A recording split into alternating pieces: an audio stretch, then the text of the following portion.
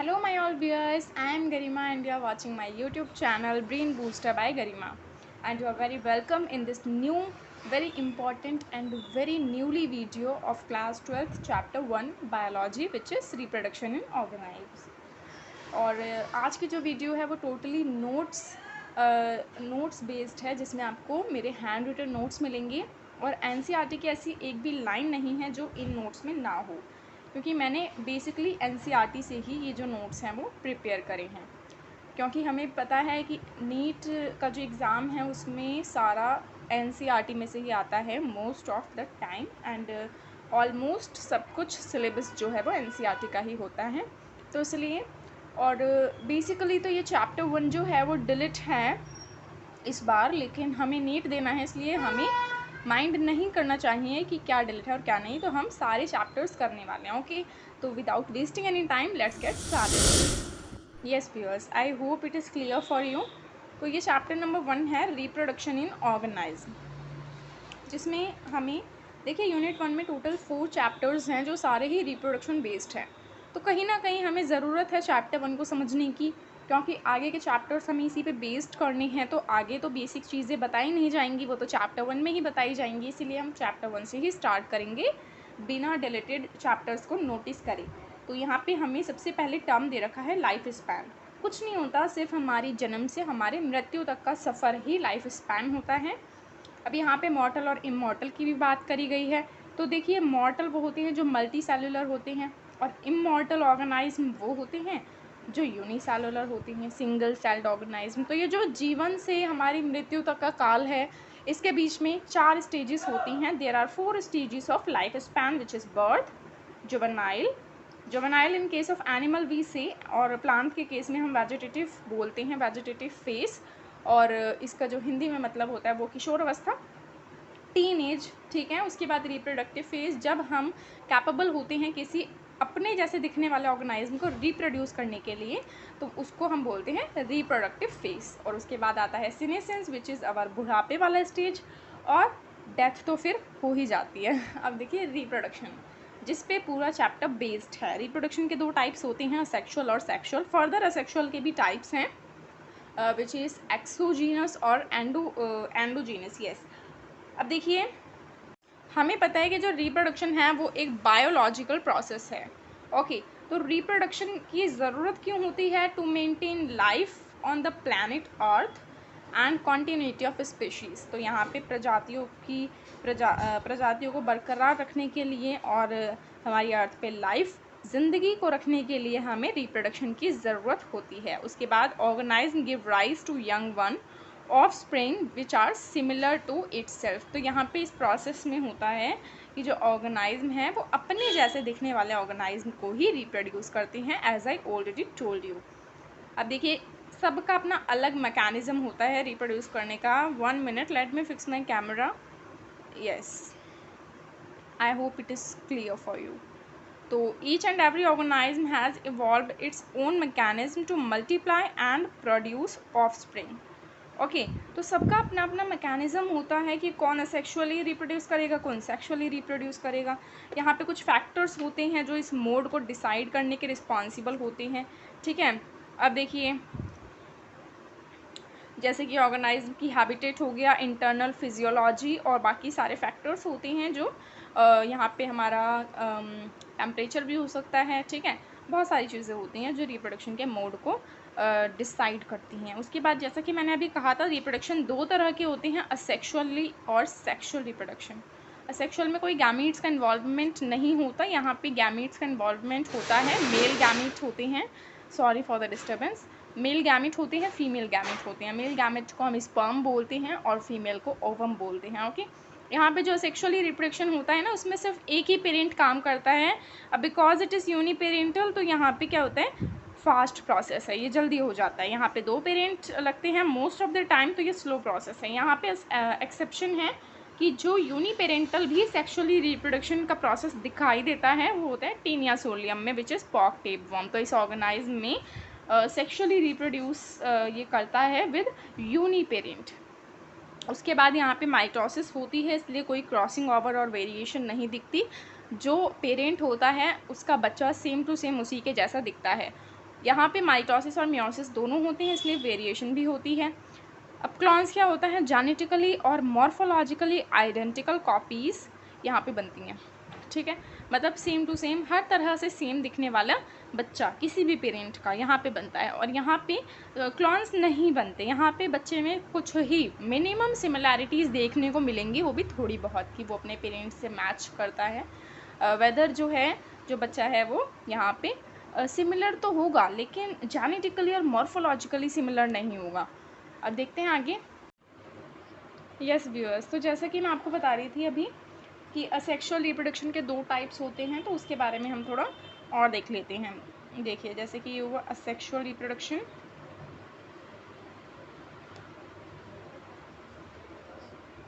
इसके further 2 types होते हैं, विच इज़ एक्सोजीनस, मैंने अभी आपको बताया था, और सेकेंड हमारा होता है एंडोजीनस। ये तो आपको सारे असेक्सुअली रिप्रोड्यूसिंग ऑर्गेनाइज्म में देखने को मिलेगा, जो एक्सोजीनस असेक्सुअल रिप्रोडक्शन है। और जो एंडोजीनस है वो सिर्फ पॉरीफेरा में ही आपको देखने को मिलेगा। यहाँ पे एक एक्सेप्शन है, तो आप इस चीज़ को याद रखिए, ओके। अब देखो, अभी मैं आपको क्लॉन्स के बारे में बता रही थी, उसकी अगर आपको डेफिनेशंस लिखनी है तो आप लिख सकते हैं, clones are the exact copies of their parents. The term clone is used to describe such morphologically and genetically similar individuals. अब यहाँ पे देख लेते हैं सेक्सुअल रिप्रोडक्शन। यहाँ पे कुछ पार्ट्स होते हैं इसके। सबसे पहला यीस्ट, जो कि असेक्सुअली ही रिप्रोड्यूस करता है, ठीक है। यीस्ट क्या है, यूनिसेलुलर है और यूकैरियोटिक है, ठीक है। ये एक्सोजीनसली ही रिप्रोड्यूस करेगा। अब देखो कुछ और देख लेते हैं, जैसे कि अमीबा हो गया, ठीक है। अमीबा का अगर मैं डायग्राम आपको बताऊं तो ये सिंपल आपने सभी ने बनाया होगा यार अब तक। तो इसमें ना सिंपल बाइनरी फिजन शो करता है ये, मतलब कहीं से भी ये डिवाइड हो जाता है, बॉडी के किसी भी पार्ट से कांटा लग जाता है और ये 2 डॉटर सेल में डिवाइड हो जाता है इस तरीके से, ठीक है। ये अमीबा है, यहाँ पे ये सिंपल बाइनरी फिजन शो करता है। कुछ और बाइनरी फिजन के एग्जांपल देखें तो ट्रांसवर्स बाइनरी फिजन होता है, जो सेंटर से ही डिवाइड करता है, उसका एग्जांपल होता है पैरामीशियम। पैरामीशियम में सेंटर से नया इंडिविजुअल बनेगा, असेक्सुअली रिप्रोड्यूस, ये भी एक्सोजीनसली ही रिप्रोड्यूस करता है। देखिए मैंने आपको बताया ना, पॉरीफेरा ही सिर्फ एंडोजीनसली करेगा, बाकी सारे ही एक्सोजीनसली करेंगे रिप्रोड्यूस। उसके बाद यहाँ पे लिख देंगे ट्रांसवर्स बाइनरी फिजन। इसके साथ ही हम देख लेते हैं यहाँ पे यूग्लिना। यूग्लिना क्या होता है, लॉन्गिट्यूडिनली बाइनरी फिजन शो करता है। This is what, Euglena, okay, and this is paramecium, okay guys. अब यहाँ पे ऑब्लिक बाइनरी फिजन के बारे में आपको बताऊँ तो वो गॉनी एलेक्स में देखने को मिलता है, और इसका क्वेश्चन भी नीट में आ रखा है कि ऑब्लिक बाइनरी फिजन जो है वो किस में देखने को मिलता है, तो दैट विल बी गॉनी ऑलेक्स, ठीक है गाइस। अब देखो एल्गी के जूस्पर्स, ये सेक्सुअली रिप्रोड्यूस करके एल्गी जूस्पर्स बनाती है, ठीक है। फंगस के स्टॉक,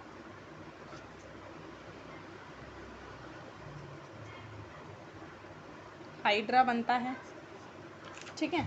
और अब मैं आपको बताती हूँ पॉरीफेरा, जिसका एक्सेप्शन था ना कि यहाँ पे एंडोजीनसली कौन शो करता है, तो पॉरीफेरा था।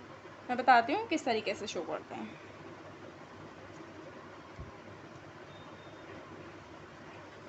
ये देखिए, ये होता है पॉरीफेरा, ठीक है। अब यहाँ पे ना गैम्यूल फॉर्मेशन होता है, इसका प्रोसेस ऑफ रिप्रोडक्शन।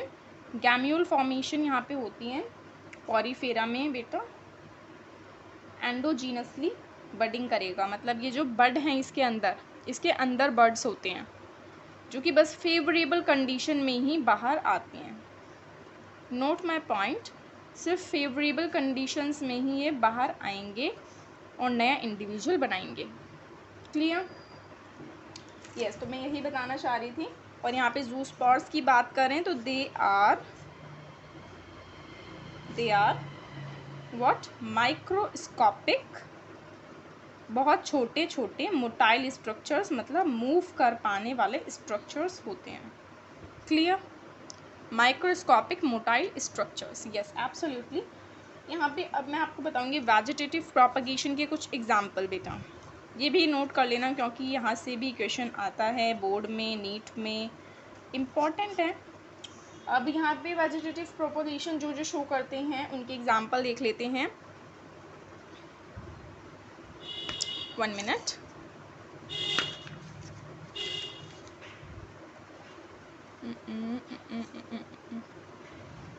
यस, देखिए यहाँ पे एग्जाम्पल देखने हैं हमें सभी चीज़ के। सबसे पहले हम देखेंगे राइजोम का। राइजोम हमें जिंजर में देखने को मिलता है, हमें बनाना में देखने को मिलता है। उसके बाद शक्कर होता है, शक्कर हमें मिंट में देखने को, पुदीने में देखने को मिलता है। ठीक है, यहाँ पे ऑफसेट भी होता है। ऑफसेट का एग्जाम्पल हो गया वाटर ह्यासिंथ, वाटर ह्यासिंथ। ठीक है, उसके बाद बल्ब, बल्ब जैसे स्ट्रक्चर्स किसके होते हैं, अनियन, गार्लिक, राइट। उसके बाद ट्यूबर, ट्यूबर रूट पोटैटो की होती है। ये कुछ एग्जाम्पल हैं बेटा वेजिटेटिव प्रोपगेशन के। I hope it is clear to you. अब देख लेते हैं अपने नोट्स की तरफ। यहाँ पे ये कुछ इंपॉर्टेंट चीज़ें थी जो मैंने आपको डायग्राम के साथ समझा दी। देखिए गाइस, जो वाटर ह्यासिंथ के बारे में मैंने आपको अभी अभी बताया था, वो टेरर ऑफ बंगाल भी कहा जाता है। कुछ नहीं है, वाटर ह्यासिंथ सिर्फ एक एक्वेटिक प्लांट है, पानी में रहने वाला प्लांट है। ठीक है, जो बहुत ही इन्वेसिव वीड का बना होता है। ये स्टैंडिंग वाटर में, मतलब कहीं वाटर में आपको कहीं भी डीपली देखने को मिलेगा, अंदर डेप्थ में जाके। ये क्या करता है, सिंपली ये पानी से सारी ऑक्सीजन को खींच लेता है और इसके कारण जो वहाँ पे फिशेस होती हैं, अदर एक्वेटिक एनिमल्स होते हैं, वो मरने लग जाते हैं। तो इसलिए क्वाइट हार्मफुल है एनिमल्स के लिए। अब देखो, rhizome of banana arise from the nodes present in the modified stem of these plant. Banana का राइजोम कहाँ से आता है, नोड से आता है। एडवेंटिशियस बर्ड कहाँ से आते हैं, ब्रायोफाइलम की पत्तियों के मार्जिन से आते हैं। ब्रायोफाइलम की पत्तियों के मार्जिन में जो नॉचेस प्रेजेंट होती हैं, वहाँ से एडवेंटिशियस बर्ड आते हैं। This is somewhere important. यहाँ पे सेक्सुअल रिप्रोडक्शन हमारा खत्म होता है और now we will move to sexual reproduction. यहाँ पे हमें कुछ नहीं पढ़ना, हमें 3 स्टेप्स में सारा चैप्टर करना है, विच इज़ प्री फर्टिलाइजेशन और गैमेटोजेनेसिस और पोस्ट फर्टिलाइजेशन। स्पर्मेटोजेनेसिस वगैरह हमें पढ़ना है इसमें। देखिए चैप्टर तो छोटा ही है, लेकिन क्योंकि मैंने एनसीईआरटी की हर एक लाइन इसमें नोट करी है, इसीलिए मैंने ये थोड़ा चैप्टर जो है लेंथी कर दिया है। अब सारी इंपॉर्टेंट चीज़ें तो हमें लिखनी ही पड़ेंगी ना गाइज, अब हम ऐसे थोड़ी ना चीज़ों को छोड़ सकते हैं। यहाँ पे देखो, gametogenesis, process of formation of male and female gametes. ठीक है, दोनों के गैमीट्स का बनना ही गैमेटोजेनेसिस, और मेल के केस में गैमीट्स बनते हैं तो स्पर्मेटोजेनेसिस होता है, मतलब फॉर्मेशन ऑफ स्पर्म। और फीमेल के केस में अगर गैमीट्स बनते हैं तो बेटा वो oogenesis होता है, which is formation of oven. ठीक है, दिस गैमेट फ्यूज, फ्यूज का मतलब होगा फर्टिलाइजेशन। जब ये गैमेट्स फ्यूज करते हैं तो इस चीज़ को, इस प्रोसेस को हम फर्टिलाइजेशन बोलते हैं, सिंगामी बोलते हैं। अब ये गैमेट फ्यूज करते हैं जाइगोट बनाने के लिए, which develop to form the offspring. Okay, sexual reproduction result in offspring that are not identical to the parent because here variation occur in prophase 1 pectine crossing of occur due to the enzyme recombinase। यहाँ पे enzyme के बारे में भी NEET में पूछा गया था कि ऐसा कौन सा एंजाइम है भला जो वेरिएशन को होने के रिस्पॉन्सिबल करता है।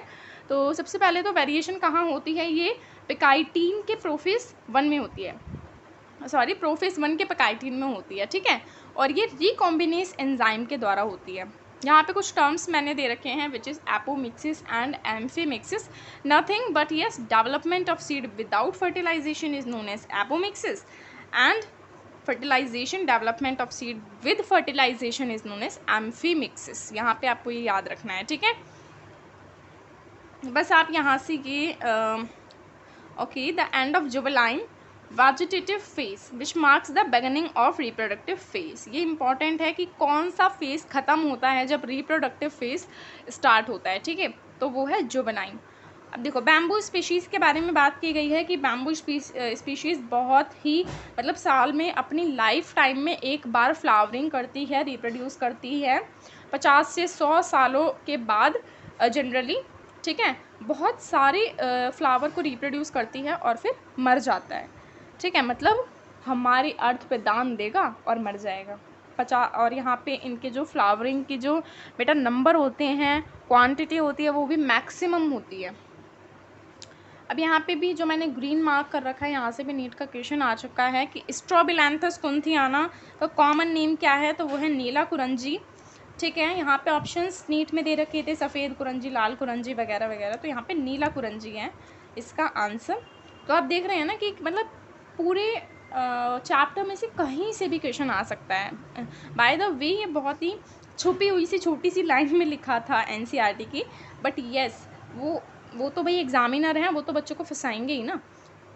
अब ये जो स्ट्रोबिलैंथस कुंथियाना है वो बस अपने जीवन काल में एक बार फ्लावरिंग करता है, वो भी सितंबर से अक्टूबर के बीच इसने लास्ट करा था 2006 में। उसके बाद ये 12 साल बाद अब करेगा, तो आप हिसाब लगा लीजिए। यस गाइज, अब देखिए seasonal process is laying of egg in bird.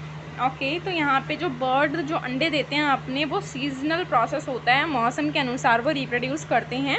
अब रिप्रोडक्शन की ही बात हो रही है, तो यहाँ पे रिप्रोडक्शन से जुड़ी 2 साइकिल्स की भी बात कर लेते हैं, which is oestrus and menstrual cycle, ठीक है। ईस्ट्रस में स्कैंटी ब्लीडिंग होगी, यहाँ पे अप्रोप्रिएट ब्लीडिंग होगी, ना ज़्यादा ना कम, और ये मतलब हीट पीरियड होता है, एस्ट्रस कहलाता है, यहाँ पे एवरी मंथ होती है। एस्ट्रोजन हार्मोन का अमाउंट ज़्यादा हो जाता है तब ये होती है, ठीक है। और यहाँ पे फीमेल प्रेग्नेंट हो सकती है, ये सारे फीमेल के प्रेग्नेंट होने के सिम्टम्स हैं, ये आपको दिखती है मेमेलियन नॉन प्राइमेट्स में ये साइकिल होती है, और ये वाली मेमेलियन नॉन प्राइमेट्स सॉरी ये मेमेलियन नॉन प्राइमेट्स में दिखती है और ये मेमेलियन प्राइमेट में दिखती है। Yes absolutely. यहाँ पे डॉग्स भी सीजनल ब्रीडर्स हैं, मौसम के अनुसार रिप्रोड्यूस करते हैं। अब देख लेते हैं events of sexual reproduction. Yes, events of sexual reproduction, pre fertilization, gametogenesis और पोस्ट फर्टिलाइजेशन हम इस सेक्शुअल रिप्रोडक्शन के प्रोसेस में देखते हैं, ठीक है गाइस। प्री फर्टिलाइजेशन होता है गैमेटोजेनेसिस होना, और गैमेटोजेनेसिस क्या होता है, 2 तरह के गैमीट का बनना, ठीक है। और जो गैमीट बहुत ही सिमिलर होते हैं, हमें मुश्किल हो जाता है पहचानना कि ये फीमेल का है या मेल का है, वो होता है आइसोगैमीट। और जिसमें दोनों को हम ईजिली कैटेगराइज कर सकते हैं वो होता है हेट्रोगैमीट। प्लांट की देख लेते हैं, होमोथैलिक, मोनोइशियस जो होते हैं उसे हम बाइसेक्सुअल टर्म के लिए यूज़ करते हैं, और हेट्रोथैलिक डायोशियस वाली टर्म को हम यूनिसेक्सुअल के लिए यूज़ करते हैं। Let's move ahead. Several organise belonging to monera, fungi, algae, bryophyte have haploid plant body, लेकिन टेरिडोफाइट, जिम्नोस्पर्म वगैरह वगैरह में डिप्लॉइड प्लांट बॉडी होती है। इंपॉर्टेंट लाइन ऑफ अर्थवर्म देख लीजिए। अर्थवर्म का जो क्लाइटेलम वाला पार्ट होता है वो कुकून की फॉर्मेशन में हेल्प करता है, और ये जो कुकून है वो एक कुकून में 20 बेबी ये बनाता है, ठीक है। 14 से 16 सेगमेंट होते हैं कुकून के। प्रोटोएंड्रस है, हर्माफ्रोडाइट एनिमल है, एक्सटर्नल फर्टिलाइजेशन और क्रॉस फर्टिलाइजेशन को शो करता है guys. Okay, now we will see important lines of cockroach. Unisexual है, क्रॉस और इंटरनल फर्टिलाइजेशन शो करता है। इसमें मेल्स में हमें एक स्पेशल चीज़ देखने को मिलती है, वो है एनल कॉर्डल सिस्टम, और फीमेल में ऐसा कुछ नहीं देखने को मिलता। यहाँ पे एनसीईआरटी की टेबल है, एनसीईआरटी में बनी, आपको दिखी होगी। यहाँ पे कुछ नहीं है, क्रोमोसोम नंबर इन मियोसाइट और क्रोमोसोम नंबर इन गैमीट्स लिखने हैं। आप इसका स्क्रीनशॉट ले सकते हैं और इस टेबल को फिल कर सकते हैं। Yes, this is important for NEET point of view. The number of male gamete produce is several thousand time the number of female gamete produce. तो फीमेल से ज़्यादा मेल्स के गैमेट्स बनते हैं, ठीक है। यहाँ पे मैं इसके बारे में एक चीज़ बता दूँ कि आप इन दोनों टेबल में से ना बस एक को भी याद रख के दोनों को याद रख सकते हैं। Yes absolutely. अगर यहाँ पे 23 है क्रोमोसोम नंबर इन गैमीट, तो आप बस 23 को याद रखो। ह्यूमन बीइंग का गैमीट में 23 है, इसका डबल कर दो तो वो मियोसाइट में हो जाएगा। ह्यूमन बीइंग का मियोसाइट में 46 है, ठीक है। ईजिली एग्जाम्पल दूँ मैं आपको, तो यहाँ पे क्रोमोसोम नंबर जो गैमीट्स में है राइस का, चावल का, वो है 12, और क्रोमोसोम नंबर जो मियोसाइट में है चावल का वो 24 हो जाएगा, डबल हो। What would happen if syngamy doesn't occur? Parthenogenesis हो जाएगा, फर्टिलाइजेशन नहीं होगी तो पार्थिनोजेनेसिस होता है, राइट। अब हनी बीन्स में जो ड्रोन्स होते हैं मेल में वो हैप्लॉइड होते हैं, इसलिए वो अपने माइटोसिस के थ्रू गैमीट्स बनाते हैं, बोनी फिशेस जो हैं उसमें एक्सटर्नल फर्टिलाइजेशन होता है, कार्टिलेजिनस फिशेस में इंटरनल होता है। आप ये चीज़ भी याद रखेंगे। तो बोनी फिशेस को आप अर्थवॉर्म के साथ जोड़ सकते हैं और कार्टिलेजिनस को आप कॉकरोच के साथ जोड़ सकते हैं, right. Formation of diploid zygote is universal in all sexually reproducing organism. Okay, this is important. Sexually reproducing organism में जाइगोट तो बनेगा ही बनेगा। Zygote will absolutely form if there is sexually reproducing organism. Yes, so here we will see कुछ terms हम देखेंगे like in vitro and in vivo. This is nothing. In vitro का मतलब होता है बॉडी के बाहर और इन वीवो का मतलब होता है बॉडी के अंदर। ये इंपॉर्टेंट टर्म्स हैं जो आपको आगे चैप्टर्स में देखने को मिलेंगी। एब्सोल्युटली इंपॉर्टेंट यहाँ पे लाइन है जो कि नीट क्वेश्चन में, नीट पेपर में आ चुकी है। Zygote is the vital link that ensure continuity of species between organism of one generation and next generation. Okay, तो एक जनरेशन से दूसरी जनरेशन का जो लिंक है वही है जाइगोट आपका। एम्ब्रियोजेनेसिस कुछ नहीं है, फॉर्मेशन ऑफ एम्ब्रियो है और एम्ब्रियोजेनेसिस के दौरान जाइगोट सेल डिवीजन और सेल डिफरेंशिएशन करता है। ओके गाइस, और बेबी पेरेस होते हैं जो यंग वंस को बर्थ देते हैं। ओवो बेबी पेरेस होते हैं जो अंडा देते हैं, लेकिन उनका जो अंडा है वो उनकी बॉडी के अंदर ही फर्टिलाइज हो जाता है। फर्टिलाइजेशन के बाद वो यंग वन को बॉडी से बाहर निकालते हैं। ओके, ओवरी देखिए फ्रूट बनाती है। अगर ओवरी बिना फर्टिलाइजेशन के फ्रूट बना रही है तो पार्थिनोकार्पी बोलेंगे उस टर्म को। ओव्यूल सीड बनाता है, अगर वो सीड बिना फर्टिलाइजेशन के बना रहा है तो एपोमिक्सिस बोलेंगे, ठीक है। और यहाँ पे कुछ टर्म और है which is morpholaxis, full body regenerate होती है, और एपीमॉर्फोसिस में पार्ट ऑफ बॉडी रीजनरेट होता है। जैसे आपने छिपकली देखी होगी, अगर वो उसकी टेल को, यस एब्सोल्युटली, अगर उसकी पूंछ को कहीं से वो कट जाती है, कुछ हो जाता है, वो अपनी पूंछ को दोबारा रीजनरेट कर सकती हैं। अब पूरी बॉडी को रीजनरेट थोड़ी कर सकती है, इसलिए वो मॉर्फोलेक्सिस थोड़ी ना है, ठीक है। तो कुछ ऐसे ऑर्गेनाइज्म भी होते हैं जो फुल बॉडी रीजनरेट करते हैं। Okay, so yes, if you like the video, so please hit the like button and do subscribe my channel. I hardly need your support guys because this is my new channel, so please do subscribe, and if you like the video, so please share it as much as you can. Thanks for watching, and अब हम मिलेंगे आपसे chapter 2 में। Yes, absolutely, thank you.